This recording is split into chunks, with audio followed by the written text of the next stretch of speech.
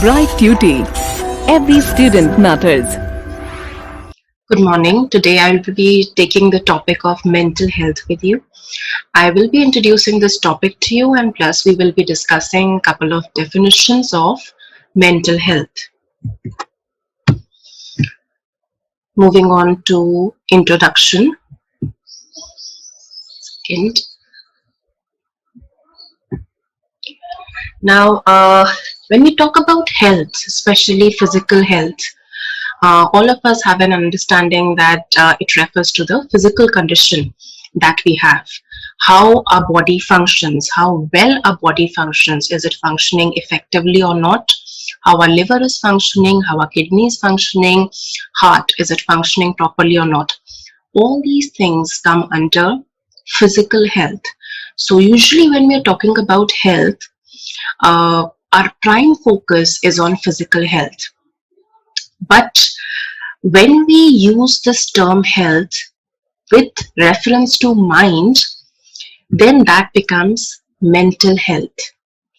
Now, the million-dollar question is, which is more important?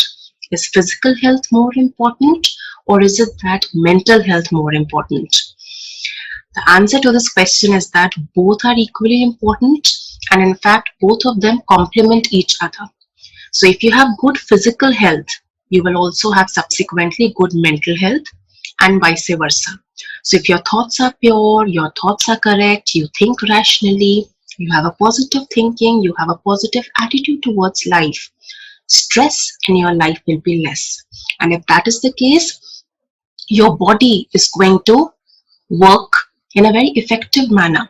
So stress has a direct impact on your health also, which means that if there is some issues, mental issues that you're facing, then it will subsequently impact your physical health as well, and vice versa. So it's important that we focus on both of them. Now, moving on to mental health. So when we talk about health, it's actually a state or a condition of physical that I've discussed with you when you're not having any ailments, any physical illnesses, or even if you have, they're very minor. Health also is in the context of mental, when you are having pure thoughts, positive thoughts. Health is also seen in the form of social health, that you interact with people. It's not that you are a social loner kind of a person. You maintain healthy relationships with people. So health is also used in that context, and spiritual well-being. Now, mental health can be defined as optimum level of emotional and behavioral adjustment of the individual. So when we talk about emotional adjustment of a person, what do we mean? It means that you understand your emotions, that's being aware of your own emotions, and you also have an understanding about the person whom you are in relationship with, your parents, your siblings. You understand their emotions also, you respect their emotions also, and you act accordingly. So that's an emotional understanding that you have. Also, you regulate your emotions, which means that you do not overreact, you do not show a lot of frustration, you do not show a lot of anger on other people. That's optimum level of emotional adjustment that you have to yourself, to your surroundings. So not only in your home, but also in your school, in your college, that's emotional adjustment. Next is behavioral adjustment. Behavioral adjustment is when you act according to the demand of the particular situation. So if you're a working individual, you act accordingly as is expected in a particular organizational setup. If you are a student, you act as per the discipline of the school administration. So mental health therefore refers to optimum level of emotional and behavioral adjustment of the individual. Mental health is a state of maintaining harmony. Harmony, you can also term it as equilibrium or balance between a person's needs, desires, aspirations, what he wants from life, what he wants to become in life, and harmony between these needs and desires and aspirations and the attitudes that he has. For example, if we say there is a person who is, vehemently wanting to lose weight, right? So his need or desire, you can say that he wants to lose weight. But if you ask him what is his attitude towards losing weight, which means what is his attitude towards dieting, having a healthy diet, or attitude towards exercising, workout, he will say, no, I do not believe in that. So his attitude and his beliefs are negative, are opposed to his desire of losing weight. So that kind of a person is not a mentally healthy person. So it's important there is a consonance, there is a sync, there is a harmony, there is a balance between your needs, desires, aspirations, and the attitude and the beliefs that a person has. Moving on to the next part. Now, these are definitions of mental health. Second, the first definition is uh, given by Carter V. Code in the Dictionary of Education. Mental health has been termed as wholesomeness of the mind. For instance, like you have wholesome food.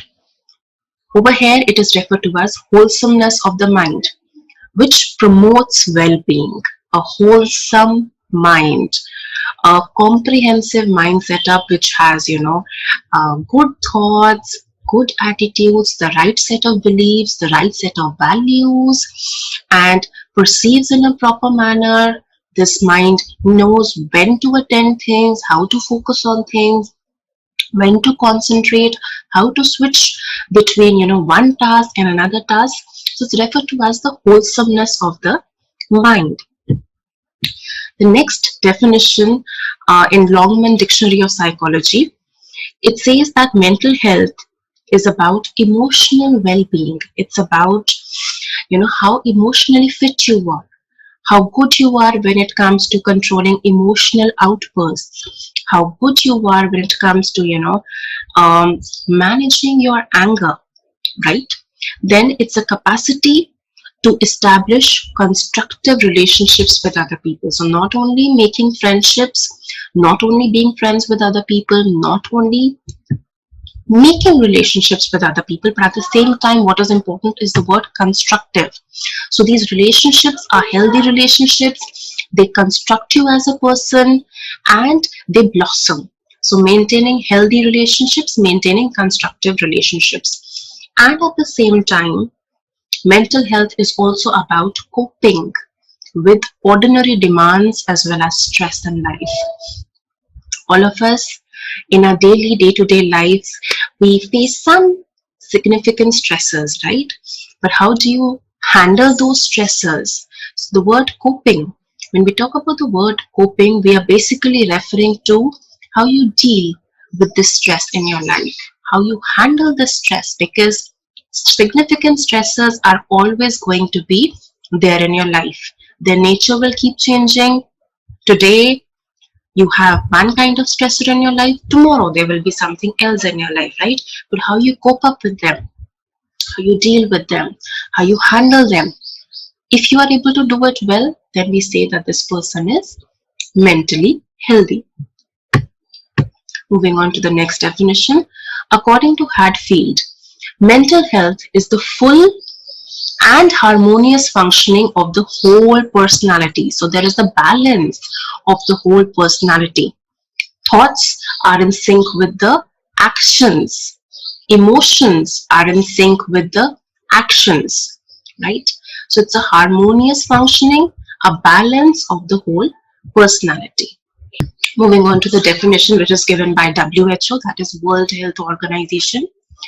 Mental health is a state of well-being which an individual realizes his or her own abilities, can cope with the normal stress of life, can work productively, and is able to make a contribution to his or her community. So this particular definition is a very comprehensive definition. It has a lot of subparts in it. Let's take them one by one. So mental health is a state of well-being in which an individual realizes his or her own abilities. So what is important is self-realization. An understanding of your own abilities is very important. It's like you are in the reality. You have an understanding about your abilities. I am good in one thing. I'm not very good in this particular thing. I'm good in academics. I'm not very good in sports. So that's an understanding that you have, a reality check that you have. Can cope with the normal stress of life. We've already discussed that. Can work productively. So if it is a student, can work productively at the school environment, right? So academic performance is good. If it is an individual who is working in an organization, then he works effectively, impactfully in his organization. And now this is the larger meaning of mental well-being, is able to make a contribution to his or her community, which means going beyond himself, going beyond simply, his interpersonal relationships with his loved ones, that's his family, friends, but actually contributing to the environment, contributing to the society, contributing to the community at large. So this is a very comprehensive definition of mental health. Therefore, what do we understand? Mental health is the ability to adjust oneself with the various stressful situations in your environment, right? So this stress may be physical stress. This stress primarily is mental stress, which could be, because of the conditions which are prevailing at your home. It can also be because of the conditions which are prevailing at your work sphere or at your school sphere. Now, you have some exercise questions which are given towards the end of your chapter. One question is, what do you understand by the term health? You'll be able to understand, you'll be able to answer this particular question if you have gone through this video. Second question, which is related to this particular video, is what is mental health? So we've discussed that in detail. We've seen what is mental health as a concept. We have also seen the different definitions of mental health.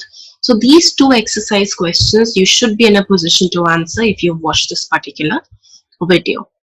In this video, I'll be taking up with you what are the elements of mental health. So there are two major elements of mental health which I will be touching upon.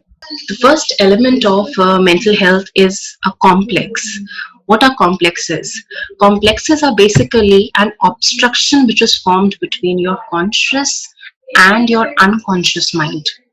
I repeat, it's an obstruction between your conscious and your unconscious mind. So what happens is at times you desire something, your needs are such that you're not able to express them to other people. And these desires and these needs remain unfulfilled.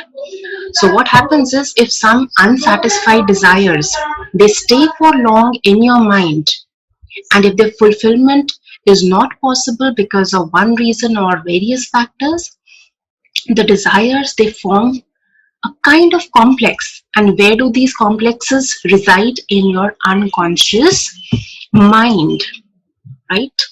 Now what happens is, if the complex which is created because of a particular dissatisfaction that you have from life, you wanted something, you could not get it. You wanted something, you could not express yourself, and therefore you could not get it. Now, if these things keep getting repeated in your life, one instance, okay, fine. Second, third, fourth, what happens is the complexes, they become all the more stronger in your unconsciousness, and your personality is deflated. So your personality is hampered, it does not bloom or grow or develops the way it is supposed to develop. On the other hand, if the condition changes in your life, you're able to express your needs, desires, right, to people, significant people in your life, let's say your teachers, your parents, and situations are conducive, circumstances are conducive, they get fulfilled. What happens is this related complex, it gets weakened gradually over a period of time. And the gap between your unconscious and your conscious is reduced. Why do we say there is a gap between your conscious and unconscious? Because your unconscious wants something, but your conscious is not letting you get it, right? You're not able to get it. You're not able to act in the way you want to act. You're not able to express yourself the way you want to express. So there is a dissonance, there is a gap, there is a difference between your conscious and unconscious. Okay, the second element is now emotions. They guide and direct a person's behavior, and they play a very important role in shaping a person's personality. Uh, there is a major, very famous definition which is given by C.G. Morris. It said that emotions refer to affective experience which involves diffused physiological changes. Now, what happens is whenever there are emotions, there is also a related physiological change. For example, when you are angry, what happens is the physiological changes, your heartbeat, your heart starts pumping very quickly. Sweating, that happens, your palpitations rise. These are the physiological changes. Or what happens is your face turns red, right? uh, this is the connection between your emotion, that's anger over here, and the physiological changes, the way your body is reacting to this particular emotion, and can be expressed overtly, that is openly, in characteristic behavior patterns. For example, if I have to continue with this particular situation that I gave you, that there is a person who is angry, there is also some action which is going to be related to it. So when you are angry, what do? You clench your fist, right? You move your fist in such a manner that you want to hit a person, or some other action that you do is you tend to throw things, you tend to kick whatever comes in your vision. So what are these? So emotions, they are linked to physiological changes, body changes, and then the second thing is that emotion is also related to your behavior patterns, the way you act. Your actions are also determined with that. So if you have healthy emotions, your actions will also be correct, appropriate actions and behaviors as per a particular situation, right? So these are the two elements of mental health that we have. This finishes the topic of elements of mental health. Moving towards my third video, this is on mental hygiene. Now, all of us are similar with the term physical hygiene. All of us maintain physical hygiene. Every day we take bath, we clean our teeth. Right? That's physical hygiene, that you uh, tend to take care of your body. Now, what happens because of this physical hygiene practices that you exercise? The result is that you stay away from illnesses, you stay away from physical ailments, physical diseases, right? So that's why it's very important that we stay and maintain a very hygienic lifestyle. On the other hand, there is also something which is known as mental hygiene. So this is going to come as a very new term for you. But mental hygiene is also something which is equally very important and must be maintained by all of us. So mental hygiene basically refers to developing, once it is developed, maintaining and even promoting what? The necessarily behavioral, emotional and social skills. So whatever necessary behaviors are there, the positive actions, the positive behaviors which must be maintained in our house setting, in our work setting, in our school environment, those should be developed, those should be maintained, and they must be promoted also amongst other people so as to contribute to the society at large. Also to develop, maintain and promote the necessary emotions. What are the necessary emotions? Happiness, joy, right? These satisfaction. These are the necessary positive emotions that a person has. And social skills. What are social skills? How to talk to people, when to start a conversation, when to take turns while talking, maintaining eye contact. So these are the social skills which all of us must be having. So developing them, that's first. Second is maintaining. Third is promoting all of these so as to sustain good, effective and efficient mental health. Now, if you look at the definition of APA, it states Mental hygiene consists of measures to reduce the incidence of mental illness. So, this is very important. Physical hygiene, when you're maintaining, you are trying to reduce the incidence of physical illness. Mental hygiene, if you're practicing, you are trying to reduce the incidence of mental illness through prevention and early treatment and to promote mental health. First comes prevention. You're not letting the mental illness happen. That's first. Second is, if at all this particular illness a person has, you are providing early treatment. Third is promotion of mental health, awareness and promotion of mental health. If you look at the definition, which was given by Encyclopedia Britannica, it states mental hygiene is the science of maintaining mental health. Again, the word maintaining over here is very important. Maintaining mental health, right? Not letting wrong thoughts enter your mind, not letting stress impact your mind, not letting anxiety and worry enter your mind, right? So, maintaining of mental health and preventing the development of various mental disorders.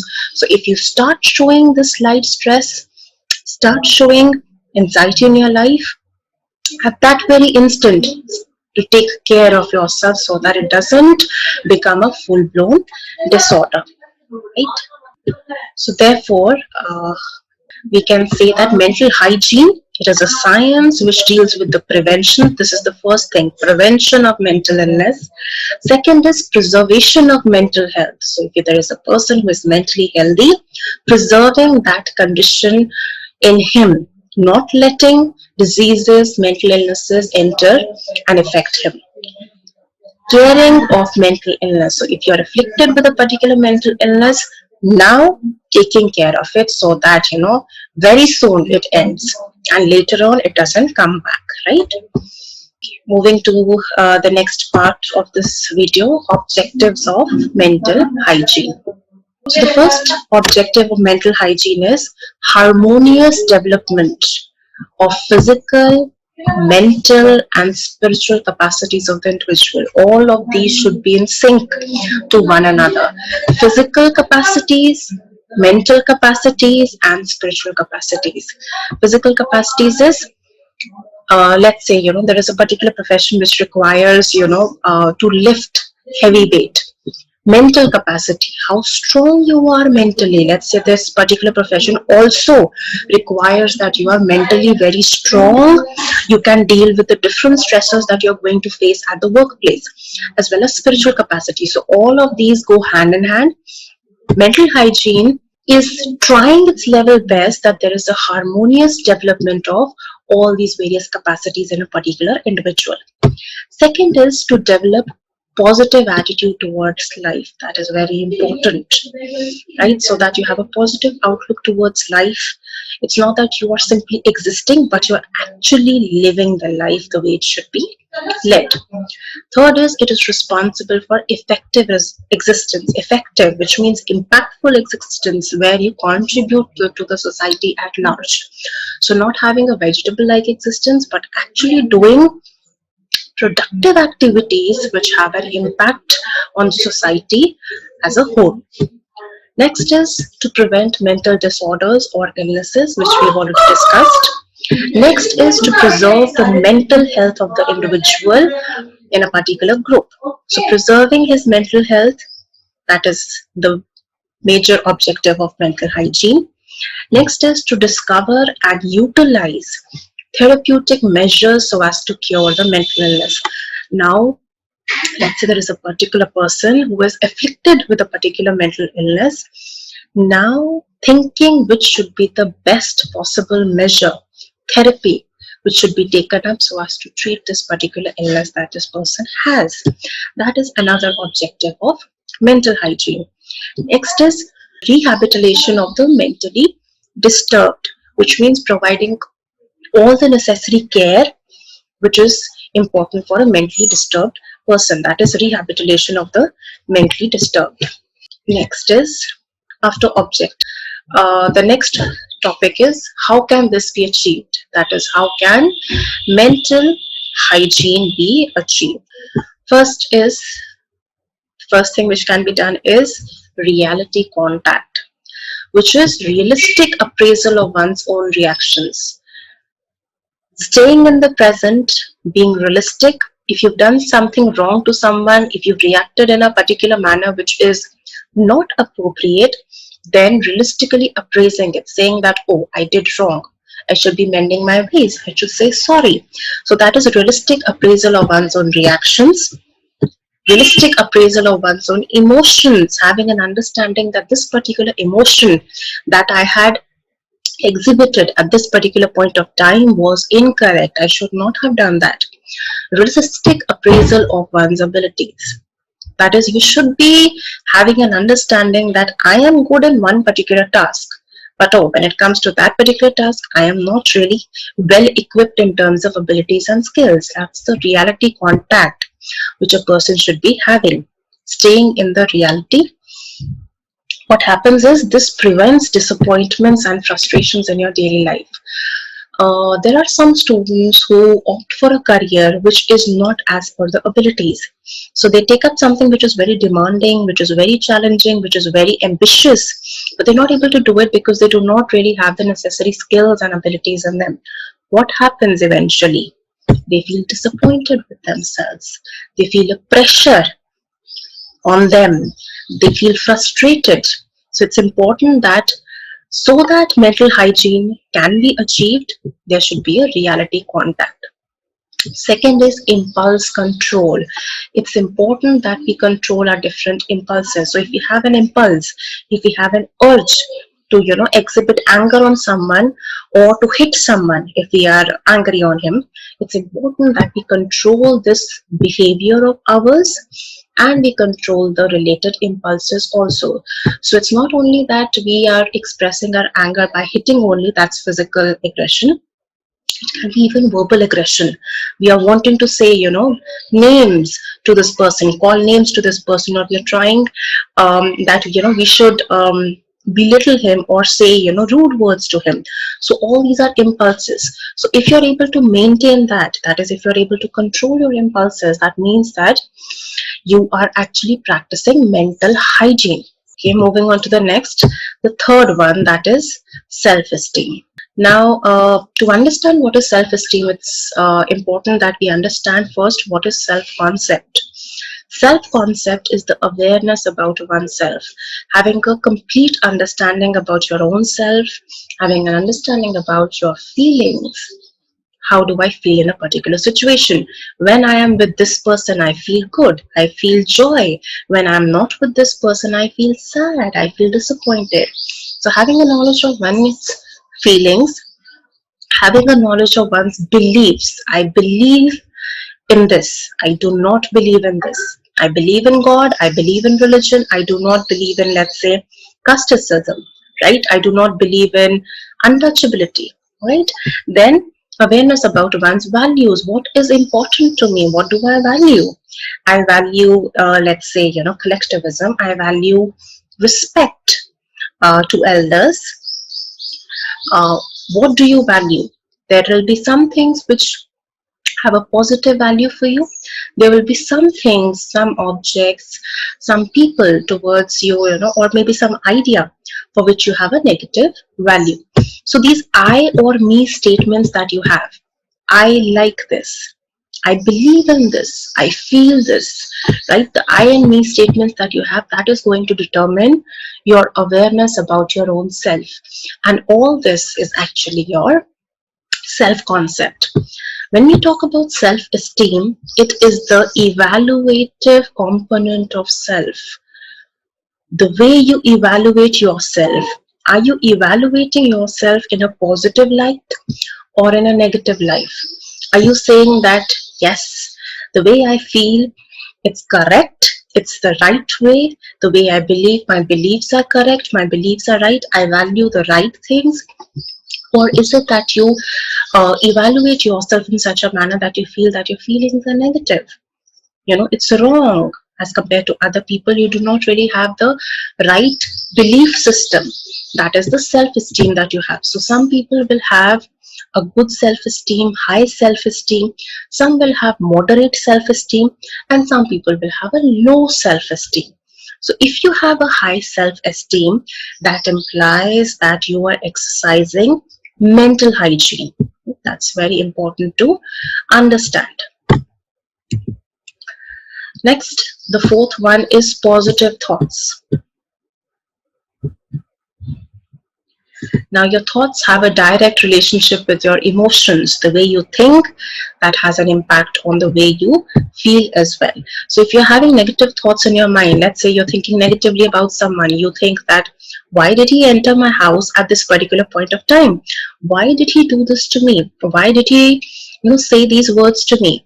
These are negative thoughts that you're having, and you are, feeling bad about it. You're upset about it. What happens is negative emotions are generated. For example, anger, hate, jealousy, fear, could be despair also. So there is a direct link between your thoughts and emotions. And what happens is, if you're not having positive thoughts, it's going to affect your body also. And having negative thoughts on your mind is unhealthy for your mind. It's going to have an impact, direct impact on your body, and that also a negative impact. So it's going to harm your body, especially your endocrine system. So it's important to practice mental hygiene. You should be having positive thoughts and not negative thoughts, right? Now there is one activity. Let me just walk you through this as well. It's related to your mental health and hygiene. It's about assessing your mental health. So it states that there are few statements which are given below. I'll be showing you in the next slide. Each statement is followed by three alternatives. Alternatives means three response or options will be there for you to choose. And these options will be agree, uncertain, that you're not sure about it, and disagree. So after reading each statement, please decide whether you agree to it or you disagree with it. It may also happen that you may not be able to decide whether you agree or disagree with a particular statement.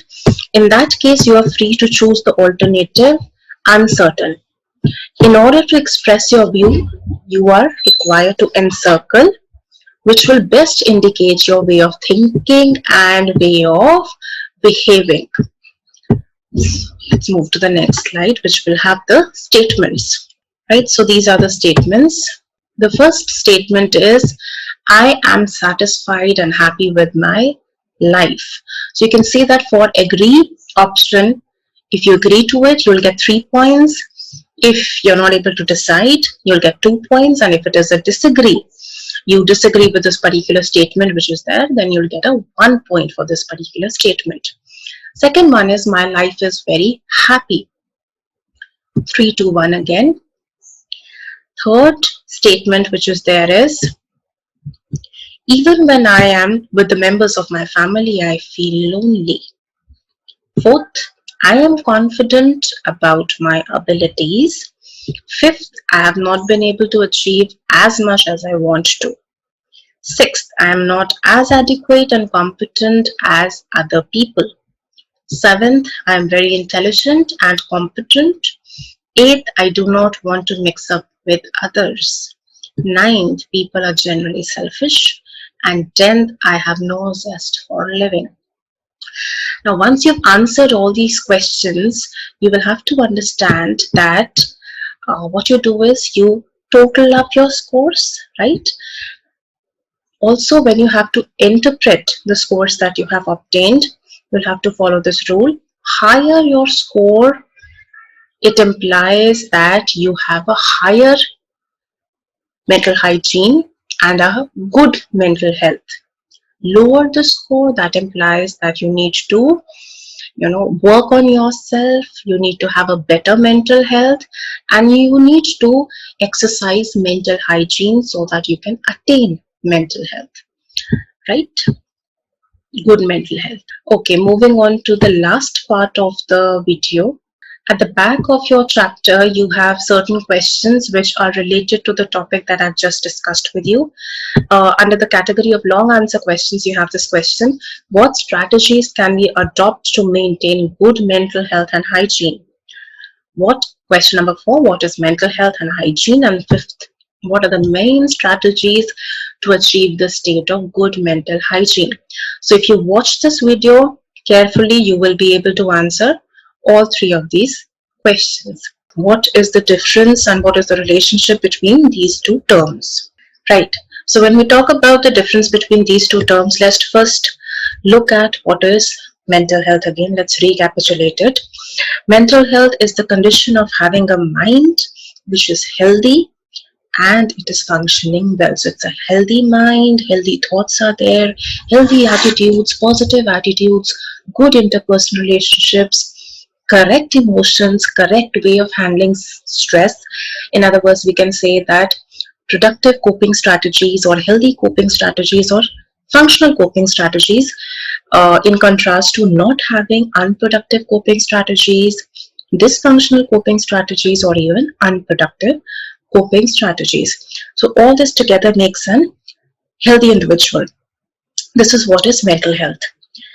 Uh, then mental health is about not having any mental disorder. So we have criterias which we use to assess whether a person is having any particular kind of mental disorder or not. In your higher classes, you will be taught about the different criterias. We have DSM-5 currently, that's Diagnostic and Statistical Manual, 5th edition. We also have ICD-10. So these two criteria are basically used to diagnose whether a person has mental disorder or not. So it's important to understand that being mentally healthy implies that there is complete absence of any diagnosable mental disorder.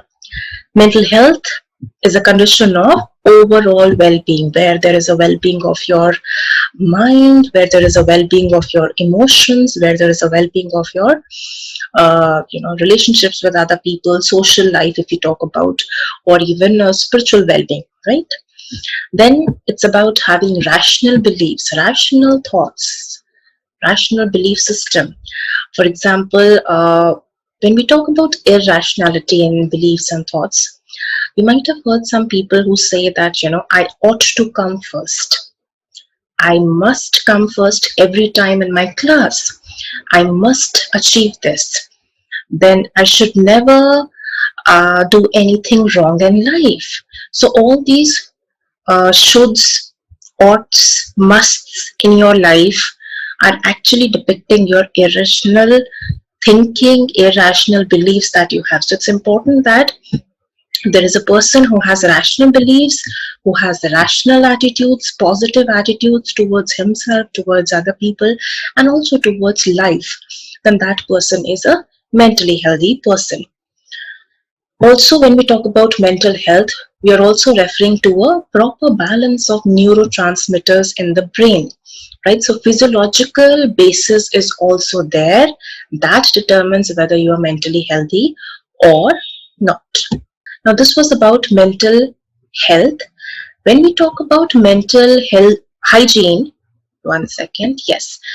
Mental hygiene, it is a process. It's important to understand it's a process. Mental health was referred to as a state or referred to as a condition. Mental hygiene has been referred to as a process of working towards maintaining mental health. So it's kind of a path. It's a journey that you take. These are the practices that you exhibit in your life. These are the ways that you have in your life. For instance, when we say that physical hygiene, it's a process that you follow so that you stay away from physical ailments or physical illnesses. Similarly, mental hygiene, it is a process which you execute so that you maintain mental health. So how is it done? It is done through psychotherapy. It is done through medication, meditations, or even seeking family support. So in serious conditions, you can go for therapies, right? There are a lot of different types of therapies which are available. We have behavior therapies, we have psychotherapies, psychoanalytic techniques are used to help a person, then humanistic existential therapies are also used in order to treat a person. You can also be using medication along with therapies or only medication, right? That's a choice. In serious conditions, at times medication is also given. Meditation, so in cases which are not so severe in nature, you can treat them using, simple relaxation techniques, or even meditating. You can do that as well.